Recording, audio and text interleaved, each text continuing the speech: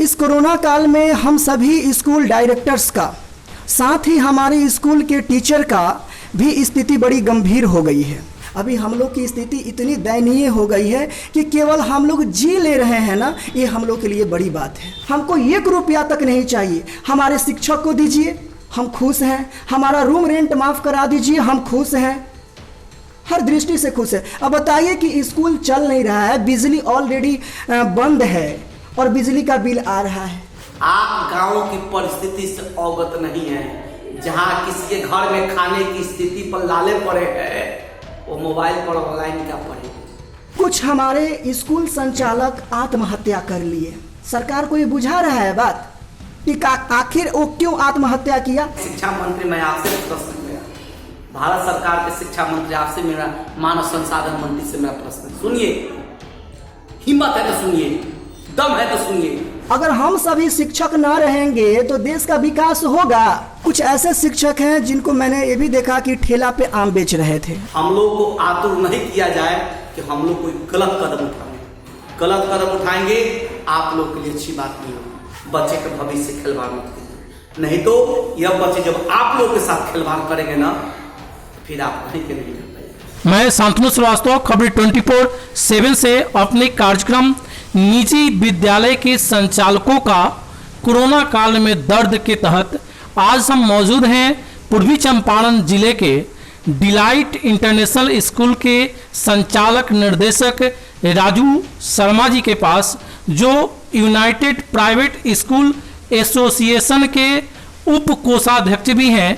आज हम इनसे जानेंगे इस कोरोना काल में उनका और उनके साथ जुड़े हुए तमाम जिले के निजी विद्यालय के संचालकों और प्राइवेट शिक्षकों का क्या हाल है।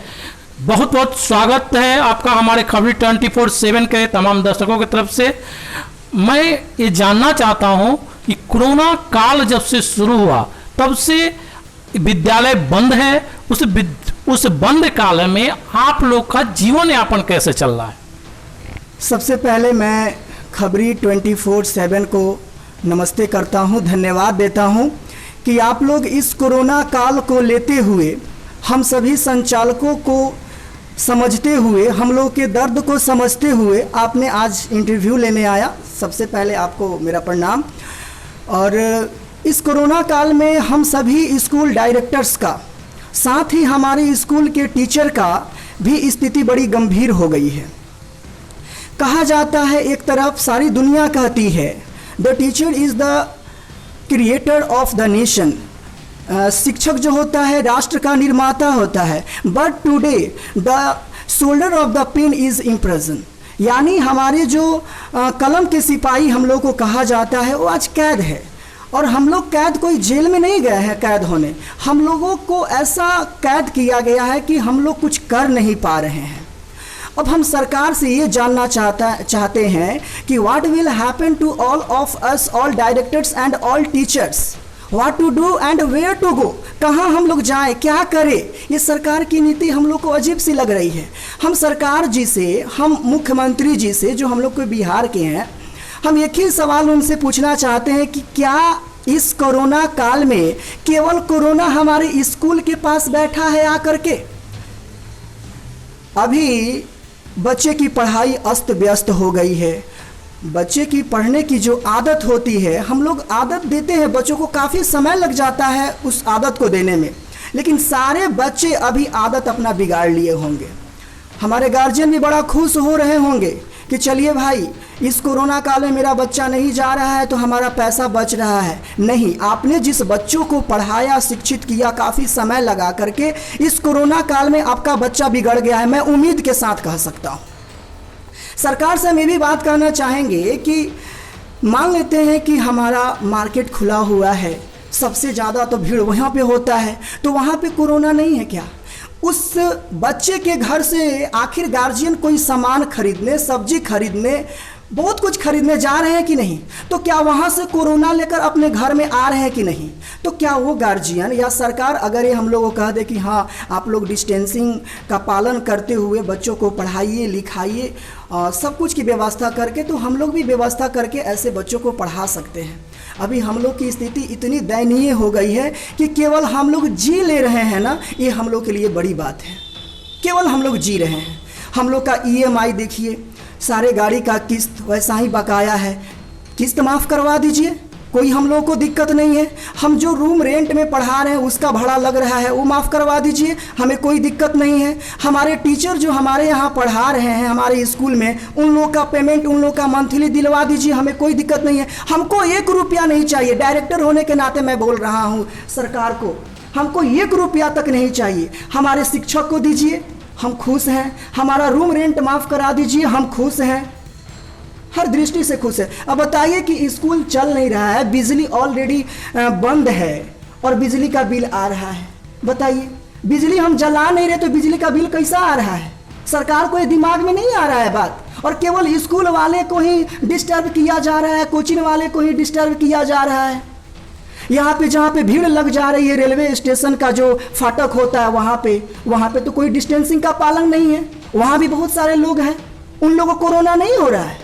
और हमारे जब स्कूल में बच्चे आएंगे तो उन लोगों को कोरोना हो जाएगा।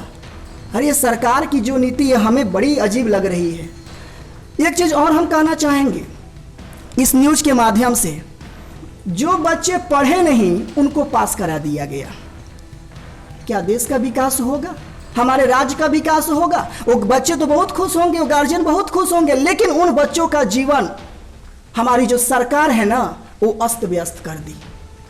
हमारी जो शिक्षा की सिस्टम है, पद्धति है, वो निम्न लेवल में आ गया। बताइए, बच्चा पढ़ा नहीं या पास हो जाए तो सुंदर है कि बिना पढ़े 8वां से सीधे 10वां में भेज दीजिए, BA पास करा दीजिए, देश का विकास हो जाएगा, देश का कल्याण हो जाएगा। कहा जाता है क्या कि शिक्षा जो है एक ऐसा हथियार है जिसे दुनिया का हर कुछ बदला जा सकता है। ये हथियार है। शिक्षा का कोई यहाँ पे इज्जत नहीं हो रहा है, शिक्षा का कोई यहाँ पे लेना देना नहीं है, सब काम हो रहा है, हर चीज हो रहा है। क्या बाकी है लॉकडाउन में? हम पूछना चाहते हैं गवर्नमेंट से, क्या बाकी है? कुछ नहीं बाकी है। लेकिन हाँ, बच्चा का पढ़ाई बाकी है, शिक्षा पूरा तरीके से बंद है, स्कूल कोचिंग बंद है, सारा प्राइवेट स्कूल का टीचर मर रहा है, पूरा डायरेक्टर्स मर रहा है, सारा कोचिंग का डायरेक्टर्स मर रहा है। ये तो हम लोग की स्थिति है सर। हम लोग अब क्या करें, कहाँ जाएं, हम लोग को खुद समझ में नहीं आ रहा है। हम एक और बात कहेंगे कि कुछ हमारे स्कूल संचालक आत्महत्या कर लिए। सरकार को ये बुझा रहा है बात कि आखिर वो क्यों आत्महत्या किया? कारण कि उसका घर परिवार उससे चलता था, और जब पूरा स्कूल कोचिंग बंद है तो उसे तो आ नहीं रहा है उसका स्रोत, जिस वजह से वो आप आत्महत्या कर लिया। सरकार के मन में ये भी बात होगी, थोड़ा देर के लिए मान लेते हैं, और भी बहुत सारे लोग होंगे जो सोचते होंगे तो क्या जरूरी था टीचर बनने का, दूसरा नौकरी ढूंढ लेते। तो अगर हम दूसरा नौकरी ढूंढ लेते तो हम कहाँ से पदाधिकारी को पैदा करते? हम ही जैसा ना टीचर इस समाज में SP पैदा करता है, DM पैदा करता है, बड़े बड़े पदाधिकारी पैदा करते हैं, तो उस शिक्षक के लिए कुछ नहीं सोचा जा रहा है। अगर हम सभी शिक्षक ना रहेंगे तो देश का विकास होगा? कतई नहीं होगा। एक शिक्षा ही समाज को पूरी तरीके से बदल सकता है। जहाँ पे शिक्षा का माहौल नहीं है वहाँ पे कुछ संभव नहीं है। जाइए देखिए, रोज मार काट, झगड़ा झंझट, क्राइम सब हो रहा है, लेकिन जहाँ पे शिक्षा है जाकर वहाँ देखिए, वहाँ का माहौल, वहाँ का समाज कितना बेहतर है। तो शिक्षा कौन दिया है? आप दिए हैं कि हम सभी शिक्षक दिए हैं? हम सभी शिक्षक दिए हैं। और इस शिक्षक की स्थिति आप देख लीजिए कैसा हो गया है। यही अभी जो है, अभी के समय जैसे आपने कहा, तो सरकारी विद्यालय भी तो चलती हैं, उसके शिक्षक जो हैं वो भी तो पढ़ाते हैं। उस शिक्षा नीति पर और निजी विद्यालय शिक्षा नीति में क्या अंतर है जो अभी आपने कहा, उस पर आप दृष्टि डालिए। देखिए, हमारे सरकारी विद्यालय, मैं नहीं कहूँगा कि हमारा प्राइवेट स्कूल है और सरकारी विद्यालय है। सरकार अगर इस विद्यालय को खोली है, सरकारी विद्यालय को, तो बहुत अच्छा की है कि हमारे गरीब घर के बच्चे उस स्कूल में जाएं। लेकिन एक शिक्षक का जो मान सम्मान होना चाहिए वो हो कहाँ रहा है, कतई नहीं हो रहा है मान सम्मान। उसको भी तो क्या कहा, वो वोटर लिस्ट में नाम जोड़िए, तो ये काम कीजिए, तो वो काम कीजिए। तो हम चंद रुपया देते हैं और शिक्षक को कि वो शिक्षा बांटे, और उसे हम इतना काम करा लेते हैं कि वो भी शिक्षक तो परेशान है। अभी मतलब इसके कहने का मतलब ये हुआ कि जो सरकारी विद्यालय के जो शिक्षक हैं विभिन्न सरकारी कार्यों में लग जाने के कारण उनकी शिक्षा व्यवस्था चौपट हो गई है, और जिस कारण से निजी विद्यालय उत्पत्ति हो रही है, निजी विद्यालय में शिक्षा बेहतर दी जा रही है और बच्चे वहां से डेवलप हो रहे हैं, और तो निजी विद्यालय पर सरकार ध्यान नहीं दे रही है। आपके कहने का ही मतलब है। अभी पिछले दिनों ने आप लोगों ने इस जिले में, विभिन्न जिलों में भी हुआ, आप लोगों ने आंदोलन किया, उस आंदोलन का क्या परिणाम हुआ? सिक्कर बांध के आंदोलन हुआ था, बहुत सारे वक्तव्य हुए थे, उस आंदोलन का कोई परिणाम निकल पाया या नहीं, यह जानना चाहते हैं। देखिए, जैसा कि हम लोग सांकेतिक रूप से मौन प्रदर्शन किए हुए थे हम लोग, कि सरकार के उदासीन रवैये के कारण हम सभी प्राइवेट स्कूल संचालक का हालत बहुत ही बिगड़ी हुई है, लेकिन कोई दिशा निर्देश अभी तक नहीं आया। हम लोग के सरकार से यही मांग था कि हम सभी डायरेक्टर्स को कुछ मत दीजिए, हम अभी भी कह रहे हैं, बार बार भी कह रहे हैं, लेकिन हमारे स्कूल में पढ़ाने वाले शिक्षक को तो दीजिए। हमारे स्कूल में चलाने वाले जो गाड़ी है, हमारे स्कूल में चलाने वाली जो गाड़ी है, उस चालक को तो भी आप पेमेंट कीजिए। दूसरा चीज़ है कि हमारे रूम मालिक, हम लोग भाड़े में चलाते हैं, रूम मालिक कहता है क्या कि पैसा नहीं दीजिएगा हम ताला लगा देंगे, तो बताइए हमारा स्कूल चलेगा? सरकार कुछ नहीं की। हम लोग ये भी बात बोले थे कि स्कूल जो रजिस्ट्रेशन है उनको तो मिलेगा ही मिलेगा, वो चाहे कोरोना काल का हो चाहे नहीं, उससे कोई मतलब नहीं, लेकिन जो स्कूल यूडाइस कोड भी नहीं लिया हुआ है, हम ये सरकार से प्रार्थना करेंगे कि उन स्कूल वालों को भी आर्थिक सहायता प्रदान की जाए, और उन स्कूलों में जो शिक्षक पढ़ा रहे हैं, चाहे वो टीचिंग स्टाफ हो चाहे नॉन टीचिंग स्टाफ हो, सभी का मदद किया जाए। लेकिन अभी तक सरकार के तरफ से किसी भी प्रकार का कोई दिशा निर्देश नहीं आया हुआ है। अभी जो सर हमने एक पढ़ा था कहीं किसी अखबार में, एक शिक्षक, प्राइवेट शिक्षक थे जो मनरेगा में काम कर रहे हैं, और एक और चीज़ हमने देखा है सर कि जो निम्न स्तर के विद्यालय हैं जिसमें शिक्षक जो हैं 1000-2000 रुपये में अपना पूरा जीवन यापन उसी से कर लेते हैं, उनकी क्या स्थिति है, कैसी दयनीय स्थिति है? क्योंकि आप एसोसिएशन के उपकोषाध्यक्ष हैं और आपने बहुत सारे निजी विद्यालयों में गया भी है, उन लोगों का हाल भी जाना है, तो हम जानना चाहते हैं कि ज़िले के जो विद्यालय हैं, वो छोटे स्तर के जो विद्यालय हैं, उनकी स्थिति अभी कैसी है, उनके बारे में कुछ हमारे दर्शकों को और हमारे सरकार को आप बताइए। देखिए, यूनाइटेड प्राइवेट स्कूल एसोसिएशन के उप कोषाध्यक्ष मैं हूँ, और मैं लगभग सभी स्कूलों में गया। वहाँ के विद्यालय के संचालक की स्थिति बड़ी ही दयनीय है। कुछ ऐसा स्कूल वाले हैं जिनका स्कूल बंद हो गया है, और कुछ ऐसा भी हम देखे, अपने आँखों से देखे कि वो शिक्षक कहीं काम कर रहा है, मजदूरी कर रहा है, और कुछ ऐसे शिक्षक हैं जिनको मैंने ये भी देखा कि ठेला पे आम बेच रहे थे। मैंने बोला कि सर ये आप क्या कर रहे हैं? तो सर क्या करें, इससे तो हमारी घर की रोजी रोटी चलती है। तो अब बताइए कि हम शिक्षक लोग कलम छोड़ करके अब सब्जी बेचें, तो इससे हम लोग का क्या होने वाला है? लेकिन फिर भी हम लोग अपने परिवार को जिंदा रख रहे हैं, अपने परिवार को लेकर के चल रहे हैं। हम लोग की स्थिति तो सरकार पूरा चौपट कर करके रख दी हुई है, लेकिन हम क्या कर सकते हैं? और मैं ये भी बात बोलना चाहूँगा, कोरोना इतना जल्दी ख़त्म होने वाला नहीं है। कोरोना इतना जल्दी ख़त्म होने वाला नहीं है, अभी बहुत रहने वाला है। तो क्या आप बताइए कि जब तक कोरोना रहेगा तब तक पूरे प्राइवेट स्कूल या सरकारी स्कूल या कोचिंग या कॉलेज सब बंद रहेंगे? जाहिर सी बात है, कोरोना आया है, हम मानते हैं कोरोना बहुत ही खतरनाक बीमारी है, जिसको हो जा रहा है वो मर जा रहा है, बहुत सारे नियम हैं इसके। तो क्या जब तक कोरोना रहेगा तब तक स्कूल कॉलेजेस बंद होगा? उस बच्चे का शिक्षा का क्या होगा? इसके ऊपर भी सरकार सोचे। और हम सभी शिक्षक कलम के सिपाही हैं, कलम चलाते हैं, कलम के किसान हैं, कलम चलाते हैं। तो कोई पदाधिकारी जन्म लेता है, कोई पदाधिकारी उपजता है। अगर हम लोग ईंट ढोए, बालू ढोए, मजदूरी करें, सब्जी बेचे, आम बेचे, तो फिर कल होकर के हमारे देश में, राष्ट्र में न कोई पदाधिकारी उत्पन्न होगा और न ही कुछ होगा। ऐसे ही बहुत सारे शिक्षकों से हमने वीडियो कॉन्फ्रेंसिंग के माध्यम से बात की है, उनको भी आप कुछ देर में सुनेंगे। आइए आपको ले चलते हैं हम इस जिले के रामगढ़वा के मदर एडवाइस एकेडमी के डायरेक्टर राजन कुमार श्रीवास्तव जी के पास। उनके दर्द को आप सुने। मैं एक निजी शिक्षक हूँ, गर्व से कहता हूँ, प्राइवेट शिक्षक हूँ, समाज का निर्माता हूँ, समाज का मैं निर्माण करता हूँ। हमारे कलम से एक प्रधान सेवक से लेकर और एक कर्मचारी तक बनते हैं।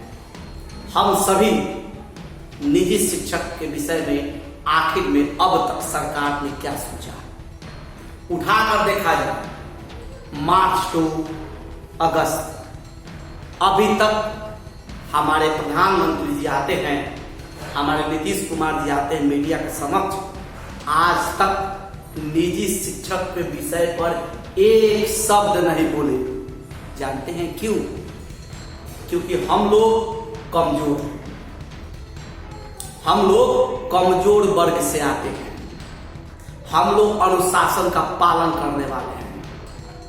हम लोग लुच्चा लफंगा रहते तो ये सरकार हमारी बातें बहुत जल्दी सुन लेगी रहती। हम लोग पैसा वाले रहते तो ये सरकार हम लोग की बातें सुन लेती। कहती है सरकार ऑनलाइन पढ़ाइए।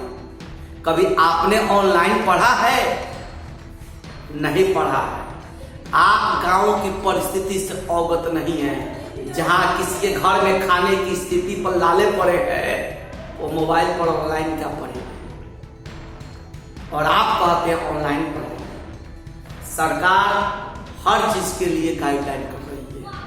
हमारी मांग है, हमारे शिक्षक समुदाय से मांग है कि मैं एक ही सोच है हमारी, वह क्या है कि आप स्कूल खोलिए, स्कूल के लिए गाइडलाइन कीजिए। आपके वीडियो साहब पदाधिकारी है ना, और प्रखंड में वीडियो को गाइडलाइन दीजिए। हम लोग उस गाइडलाइन को पालन करते हैं। स्कूली शिक्षा को जरूर शुरू किया जाए। अन्यथा आप अलाउंस करते हैं कि फरवरी मार्च अप्रैल का फीस नहीं लेना है। कभी आपने विचार किया है कि टीचर का पेमेंट स्कूल वाला 6 माह से कहां से दे रहा है? आपने कभी विचार किया है 6 माह से स्कूल का जो किराया पर चल रहा है उसका फीस कहां से दिया जा रहा है? नहीं विचार करेंगे, क्योंकि आप जानते हैं शिक्षक, प्राइवेट शिक्षक बहुत अनुशासन में रहने वाला है। हम लोग की कोई कौम नहीं है, हम लोग कोई जाति नहीं है, हम लोग किसी समुदाय से नहीं आते हैं। अगर पूरे शिक्षक समुदाय की अगर एक जाति होती कि लाला का एक संघ है, राजपूत का एक संघ है, तो आपकी झुकाव बहुत पहले हम लोग को नहीं सर। गंदी राजनीति बंद कीजिए। एसी रूम में बैठकर डिसीजन कर देना बहुत बड़ा लगता है। रोड पर आइए। आप कहते हैं शिक्षा मंत्री, मैं आपसे प्रश्न किया, भारत सरकार के शिक्षा मंत्री आपसे मेरा मानव संसाधन मंत्री से मेरा प्रश्न सुनिए, हिम्मत है तो सुनिए, दम है तो सुनिए, और नहीं है तो मुंह बंद करके रखिए। आप कहते हैं शिक्षा मंत्री बिहार सरकार, क्या स्थिति है अभी के डेट में? अभी के डेट में आप कॉलेज और स्कूल में जाकर देखिए किस चीज का गाइडलाइन आप पालन किए हैं। भेल ओला कथी का नियम पालन किए? नामांकन होगा इंटर का, जाकर भीड़ देखिए।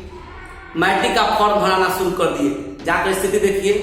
नौवा का एडमिशन लीजिए, टीसी नहीं मिलेगा, एडमिशन कर दो। कथी का परिस्थिति? शिक्षा नीति लेकर आ रहे हैं। सारा लॉकडाउन का धजिया आपका स्कूल और कॉलेज सरकारी तंत्र उड़ा रहा, आप क्या कर रहे हैं? कुछ नहीं करेंगे, क्योंकि वो सरकारी तंत्र है। हम लोग प्राइवेट है, हम लोग करे तो करो FIR, सरकार करे तो जय सिया राम। बंद कीजिए ये गंदी राजनीति, बंद कीजिए। और मैं बहुत आतुर होकर यह बात कर रहा हूं, हम लोग भुखमरी के कगार पर हैं। हम लोग को आतुर नहीं किया जाए कि हम लोग कोई गलत कदम उठाएं। गलत कदम उठाएंगे आप लोग के लिए अच्छी बात नहीं होगी। और ये धमकी नहीं है। यूनाइटेड प्राइवेट स्कूल एसोसिएशन का जिला संयोजक राजन श्रीवास्तव बाय नेम बोल रहा हूँ। घर रामगढ़वा बाजार, थाना भी रामगढ़वा, जिला भी पूर्वी चंपारण, और निधड़क मैं बोल रहा हूँ, किसी से मैं डरता नहीं हूँ। हकीकत है, सामना कीजिए। आपके मंत्री वर्चुअल रैली कर रहे हैं, खाली वर्चुअल रैली हो रहा है, चुनाव समय पर होगा। और टीचर भूखमरी से मरे। बहुत रक्षा करने वाले आप हैं। सब्जी बाजार में जाकर देखे क्या नियम धज्जियां उड़ाई जा रही है, क्यों नहीं विचार कर रहे हैं?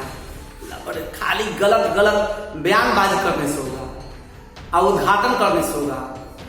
अभी भी आग्रह है, आपसे विनम्र आग्रह है कि हम लोग की परिस्थिति को विचार कीजिए। 6 माह हो गया, हम लोग की परिस्थिति दिन प्रतिदिन और खराब हो रही है। हम आग्रह करेंगे कि अगले माह से जरूर सरकार विचार करे, गाइडलाइन चालू करे। हम लोग तैयार हैं उस गाइडलाइन के नेतृत्व में।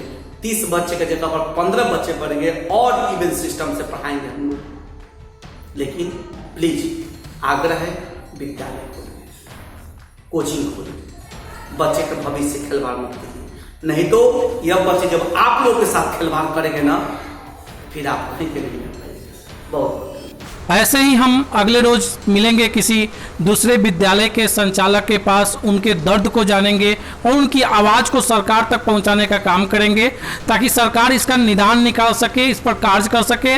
बहुत बहुत धन्यवाद राजू जी, आपने अपना कीमती समय निकाला। राजन जी को भी धन्यवाद हम करते हैं जो रामगढ़वा से उन्होंने वीडियो कॉन्फ्रेंसिंग के माध्यम से बात की हमसे, अपना बाइट भेजा, उनको भी बहुत बहुत धन्यवाद। हमारे चैनल को नए नए खबर जानने के लिए आप हमारे चैनल का लाइक करें, सब्सक्राइब करें और बेल आइकन बटन दबाना नहीं भूलें। धन्यवाद।